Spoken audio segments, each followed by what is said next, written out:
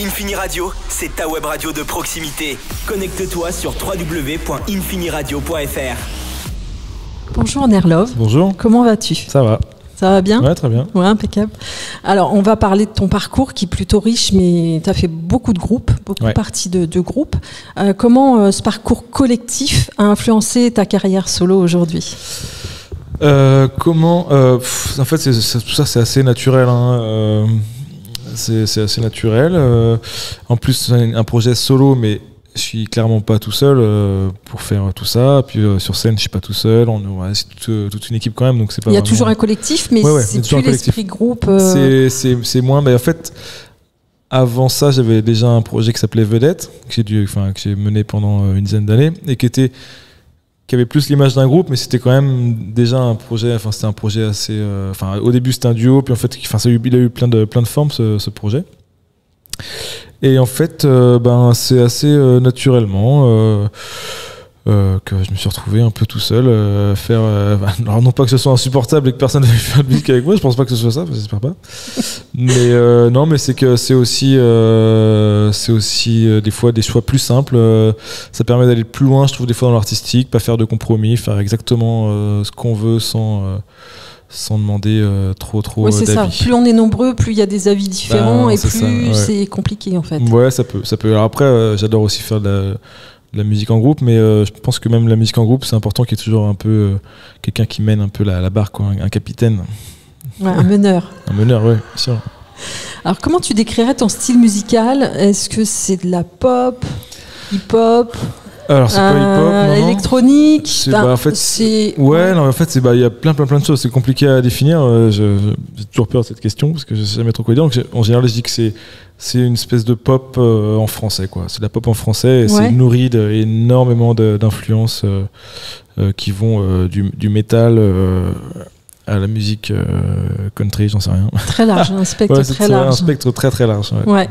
Alors justement, tes influences musicales, tu vas me dire c'est un peu tout, parce que si tu vas même sur le métal, mais est-ce que tu as quand même peut-être des groupes qui t'ont influencé sûr, ou des artistes ? Quand je dis qu'il y a du métal, ça s'entend pas forcément au premier abord dans ma musique, mais le métal, c'est la musique qui m'a fasciné en premier lieu. Je pense que ça a été ma porte d'entrée pour la musique, quoi.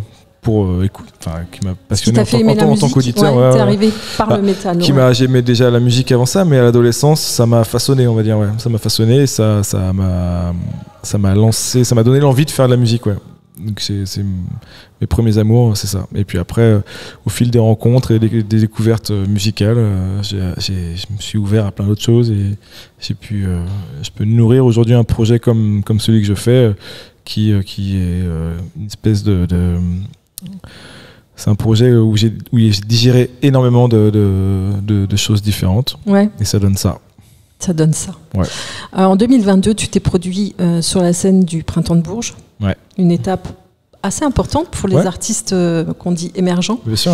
Qu'est-ce que tu as ressenti justement en jouant sur cette scène du Printemps de Bourges ? C'était super. J'ai adoré. J'ai trouvé cette semaine-là hyper enrichissante. En plus de ça, j'ai pu rencontrer plein de camarades artistes. C'était une année assez riche en 2022 parce qu'il y avait quand même il y avait Yoa qui est là ce soir, il y avait Issa Yasuke qui est là ce soir, il y avait Oscar Les Vacances qui joue dans le festival, il y avait Zao Tsagazan quand même, il y avait Bébé Jacques, il y avait Rally, Pierre-Hugues José, Eut, enfin il y a pas mal d'artistes qui ont plutôt bien marché après coup. C'était un bon cru 2022. Je crois que c'était un bon cru, carrément.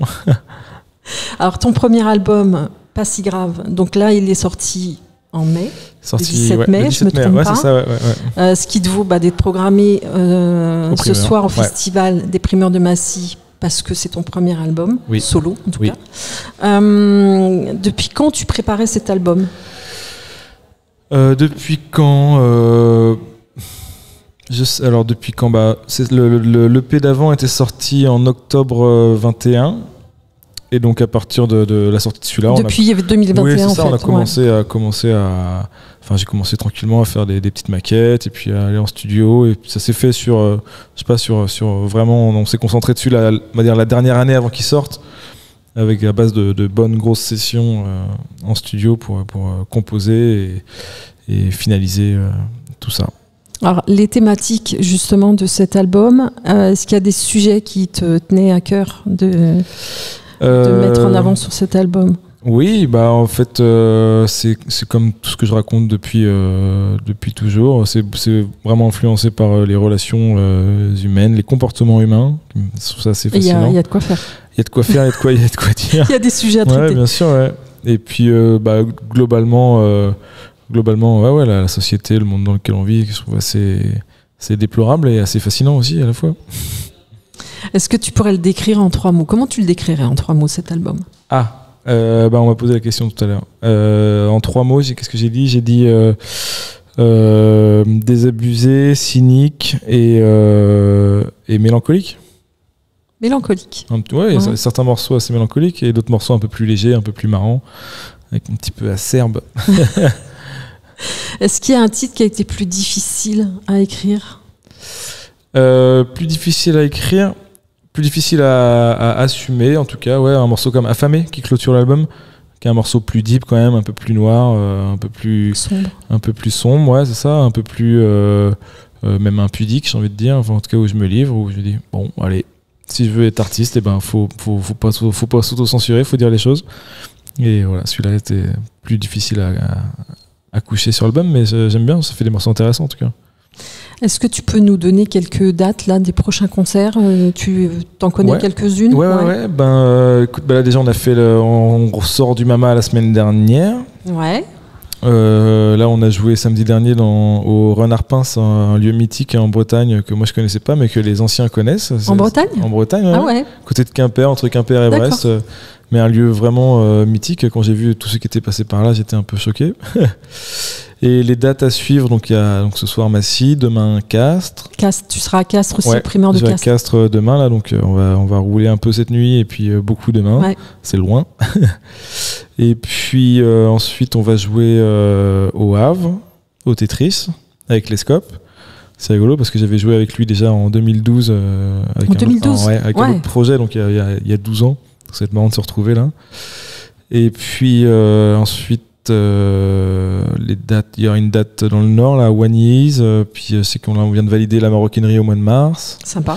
Ouais, ça va être sympa. Donc en mars je vais 2025, jouer à Bucarest. Tu seras à Paris, tu seras là en mars 2025, le 11 mars. Donc ce sera annoncé mi-novembre, mais on s'en fout de toute façon, c'est pas grave, parce que ça a été validé, donc c'est bon. Donc la maroquinerie, on va jouer à Bucarest mi-novembre, ouais. D'accord. Donc ça va être marrant, un super club.